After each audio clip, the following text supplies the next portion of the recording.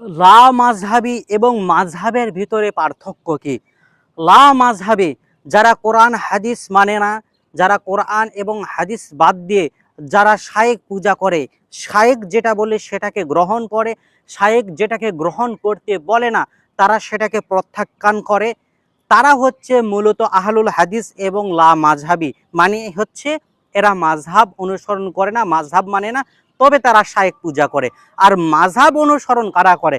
মাযহাব হচ্ছে তারা অনুসরণ করে যারা কোরআন এবং হাদিসকে রিসার্চ করে ফিকহা বানিয়েছে, ফিকহা অনুসরণ করে, যেমন হানাফি ফিকহা, হাম্বলি ফিকহা, এরকম যারা ফিকহা অনুসরণ করে মূলত কোরআন এবং হাদিসের রিসার্চকৃত যে হাদিসগুলো এবং কোরআনের আয়াতগুলো সঠিক কোরআন এবং সঠিক হাদিস, সহি হাদিস যারা মানে তারাই হচ্ছে মূলত মাযহাবের অনুসারী এবং সঠিক ইসলামের পথে আছে।